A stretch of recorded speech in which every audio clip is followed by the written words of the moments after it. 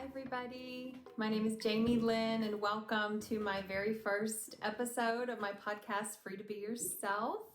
I am so excited, so overjoyed, and so terrified all at the same time.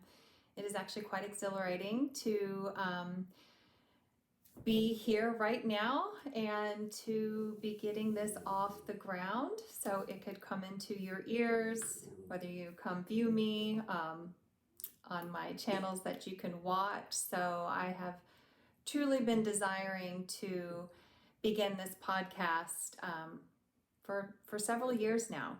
So happy you're here. Welcome. This is a safe space for you all. This is a place that being free to be yourself began as a cry with me deep within many years ago. I remember writing freedom all the time in my journals. I remember like doodling it. I would just remember the word free. I remember reading a beautiful book about releasing yourself and just what it is to fly amongst those who truly are free in life. So all of this being said, what is Free to Be Yourself? What is this podcast going to be? Who is this for? Well, it is for anybody who is questing, who is searching, who is in a place in their life where maybe you have some things that you feel like you're stuck. Maybe you feel like you keep repeating the same patterns. Maybe you feel like the zest and the joy of your life has left you. Maybe you are riddled in guilt and shame and you're hiding and you don't necessarily like the person you are and how you show up in your everyday life.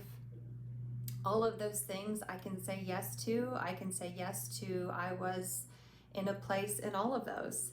And Free to Be Yourself began as my second Instagram name, my second Instagram handle. And it was going to be a space for me to be a creative of a seeker, of somebody who was truly wanting to connect with her authentic self. So that's going to be a big word that we're going to be using here. Authenticity, authentic self, your higher self, all of that. So with all that being said, that is where that began. And so I'm going to tie this into just who am I? Who is Jamie Lynn? Oh goodness, where do I even begin? I am full of light and love. I can tell you that. I can tell you that from every pore of my being. And it used to not be that way. I used to be full of shame, a lot of guilt, depression, just a lot of low energy.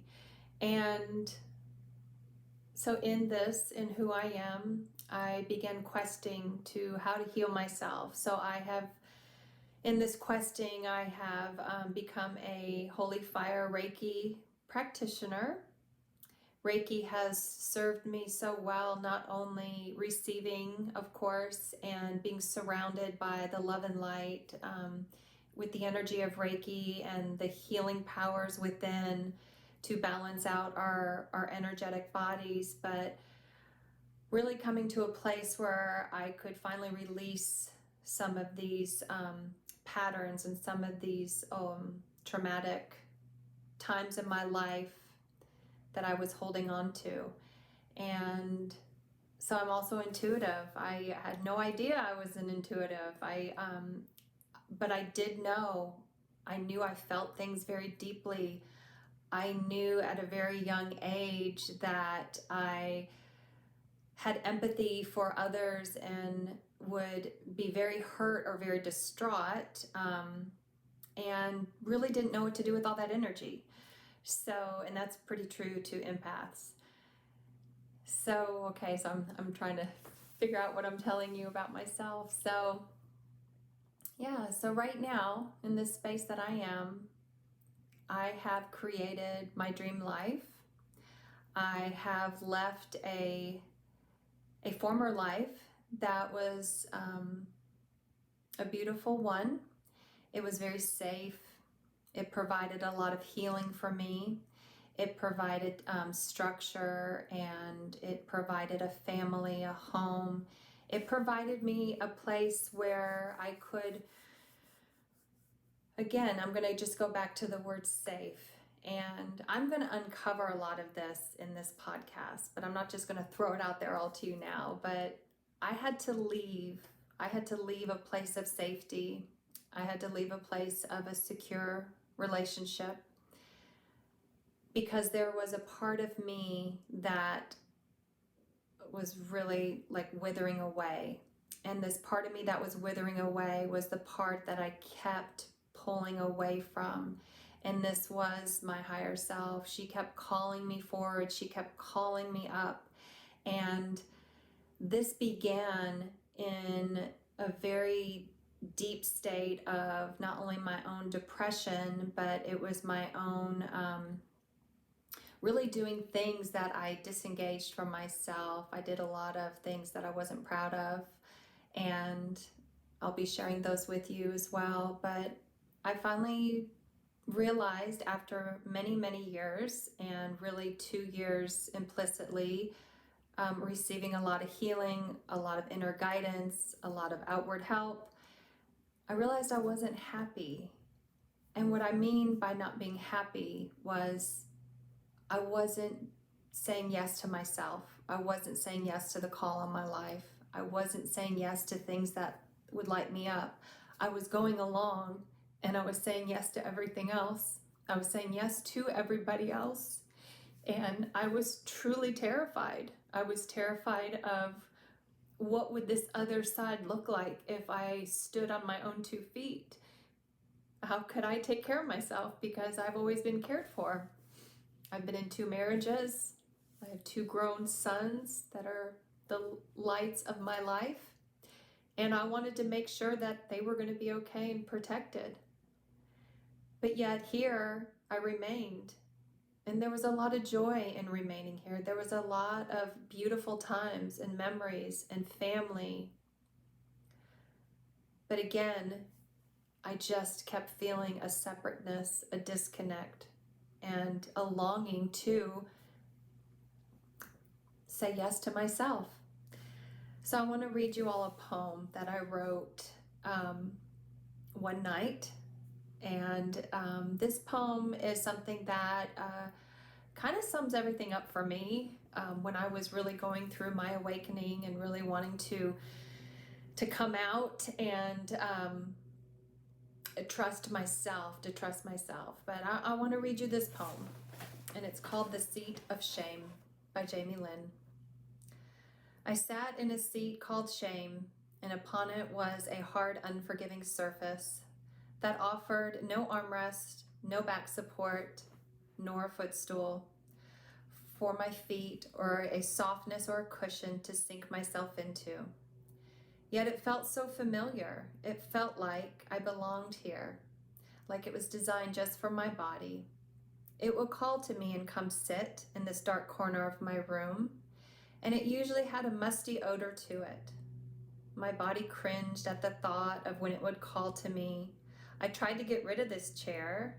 I tried to sell it. I tried to donate it. I tried to give it away for free, but nobody wanted it. So it was mine to have, mine to endure, and mine to keep safe, and mine to have a place to store it. Until finally one day I sat down in it and I sank my entire being into it. I surrounded it with the soft cushions, a fur, and a comfy blanket. I sat quietly and I could hear it speak, and this is what she said to me. All I ever wanted was to be held instead of holding others. All I ever wanted was to be seen and loved and adored. Yet no one would give me that attention, nor the time, nor even that comfort. For in that moment, I realized that this seat of shame, she had her own needs, wants, and desires, just as I did. And I could pour support and love here to her, just as I would a baby cradle or a dog bed or even a couch. You see, we all have this chair. We all know how it feels to sit in it. And yet we think that's the only place we have to live. We don't even realize we have a whole house full of furniture to sit on. A love seat, a dining room chair, a chaise lounge, a sofa, a comfy bed, even the floor. Your seat of shame calls you only to say, you can get up now because you can stand. And in these moments when I wrote this, I remember having an overwhelming sense of peace come to me. And I knew that this journey was not going to be easy for me. It was not going to be easy to part ways with this shame that had riddled me for so long. The guilt that was in my mind and my body, I lived it out. And knowing that I could actually make peace, I could offer forgiveness, I could accept that maybe those were the best choices for me at the time, or maybe I could just say, yes, that was not a good thing that I did, but I did it, and it's still a part of me. So I am here as a woman who is on a journey to continue to every day free herself and to offer a hand to all of those who want to come with me and want to be free too. You see, when we hold things, when we hold anger, when we hold pain, when we hold guilt and shame, when we hold those parts of us that aren't our highest selves, they aren't who we truly are, that is what gets us down. That's what weighs us down. And when we disconnect from ourselves, when we think all we are is to have to remain as we were because we made a promise to somebody, we spoke a vow, we said till death do us part. And yet, where is the room for growth? Where is the room for forgiveness? Where is the room to say, I now am seeing that is not where I'm supposed to be, with as much love in my heart as I can say. So I offer you all this as just an opening. This is an invitation. This will be a place free to be yourself, a podcast about what it is to really look at your life, not under a microscope, not to nitpick every little thing, but to have an open and honest conversation and to hear open and honest conversations with those who are walking the same path, who are doing the same work, who are uncovering the same things, who are letting go of the same seats of shame. So I just want to thank all of you. I want to thank all of you for taking a moment out of your day, out of your busy day, to listen, to write a kind review to me on whatever platform you found this on. That would mean so much. It would mean so much to all the others who are really needing to hear this.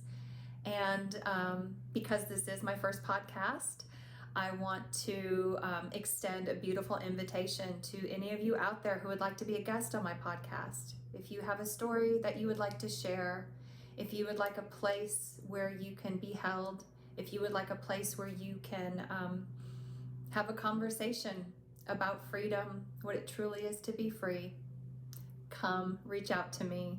Everything is in the show notes, and I'm very excited that you're here. One thing about my business, Free to Be Yourself, is like I said, I'm an intuitive. I do intuitive tarot readings. The tarot has been a very beautiful part of my journey in my own practice of acknowledging what is true in my life right now, what is coming up day to day for me. I made myself an altar very early on outside on my porch, and I would pull cards in the morning and I would meditate and I would journal what would come up, and it really helped guide me. It helped me to stay on track, and I now am a very connected tarot reader.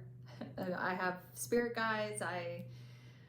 The cards, to me, I feel like that's a way that I can breathe life and help others shine the light on what they need for their their current situation, whether it's a relationship you're in, whether it is a big transition in life. That is one of my offerings. I love doing tarot readings. I do live tarot readings all the time on my Instagram platform. You could find me there. I also do another reading that once I had done for me, it unlocked something very, the word vicious came to me. It wasn't vicious, it was vivacious. It was all of a sudden I said yes to that's exactly what it is. And this particular reading is called Human Design. It is a formulation of taking astrology, the Hindu chakra system, uses the Kabbalah, uses quantum physics, and it basically prints you out this beautiful image, this roadmap of yourself and how you best use your energy, how you receive energy, and it maps out the best course of action, and it helps you to really make sense of who you are. It's a very beautiful, beautiful mirror of yourself. The readings that I give to people for Human Design, most all of them across the board, they finally say, finally, somebody sees me. And it's like you get permission to live authentically to exactly what your design is. And a lot of us spend so much of our lives resisting who we are and trying to live up to other people's standards or, society, rules given to us, family traditions. And internally there's a tug of war going on because there's a resistance there. And like I said, when I had my first Human Design reading, it showed me I'm a generator. There's 5 types, and then there's authorities that go with that. And being a generator, I'm meant to do things because I have a sacral authority that light me up, and I will have continuous energy for that. It has to be a hell yes. I have to have passion in what I'm doing. It has to be very purposeful to me. And when that was shown to me, it's like I felt like it took years off my life, because I remember moments crying while my kids were at school when I had all this time in the world during the day to do whatever I wanted. I could go play tennis. I could go to lunch. I was definitely, a very comfortable housewife. I had a lot of freedom. I had a lot of freedom with that. But there was not the satisfaction. There was not that soul quenching satisfaction of what I truly am meant to do. Nothing really was lighting me up. Yes, I love being a mother. I love being a wife. I feel like I was a very, very good wife, a very good mother. I still know I'm a good mother now. You can ask my sons. But there was something more needing for me to be using my energy for. And I kept thinking it was going to be helping other people start their businesses. I thought I was going to be an amazing at this skincare consultant thing because I have beautiful skin and people would always compliment me on my skin. But it just never resonated. It never locked in with me. And when I began my healing journey, and then I turned it into a business, and my business is, my offerings is everything that I have gone through myself to get me here today, I now offer as a service. So I'm a massage therapist, I'm a Reiki healer, I'm a tarot reader, I'm a Human Design reader, I'm an intuitive. I can sit with you and I can feel you deeply. I'm an empath. I'm a generator, sacral authority. I'm a 2/4. So those are all little, I'm a Taurus. I forgot to talk to you about my astrology. I love astrology. So I feel like I'm getting a little lengthy here. So I'm just going to express gratitude for you all and say thank you. And one thing I am wanting to do with my podcast, and this is one of the reasons why I wanted to be visual to you all, is I want to offer a reading after all my podcasts, and just to take a moment to share the tarot with you, where you are, what's coming through. And the tarot is a beautiful description. It's the pictures of our journey that we take in life. So there's symbolism here that resonates with our souls, and our subconscious picks it up, and it actually we have an affect from it. So right now, just calling in for my first podcast, just seeing what the cards want to say. And it's the Queen of Cups. And you'll also find here on this podcast, I will cry often. So if you want somebody to cry with you, please tune in. Queen of Cups, such a beautiful card. She is all about being truly tapped into her emotions. She values her emotions above everything else. She has gotten to this place because of this cherishing and cultivating and loving and really gazing upon what is important to her. And so she holds this cup in her hand. It's a beautiful cup that is, it's like a chalice almost.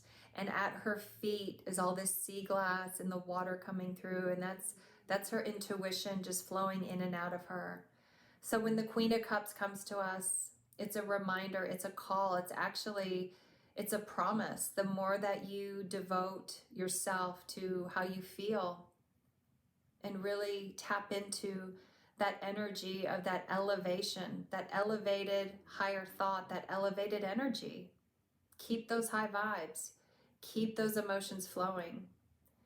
You know, we are not our emotions, but our emotions can definitely rule our lives and take us over. And so when you work with these emotions, even when you work with the heavy emotions, there becomes a lightness to them as they work through you. So I'm going to end here now. Thank you all so much. Please leave me a review. Reach out to me. Send me your email if you'd like to be on my podcast. I'd love to have you as a guest. I'll Zoom you in and it'll be great. And if you live here in Tennessee, in the Knoxville area with me, I'd love to have you in person. So much love to you all. Go do one thing today that terrifies you. Just one thing. Until next time, thank you so much. Bye-bye.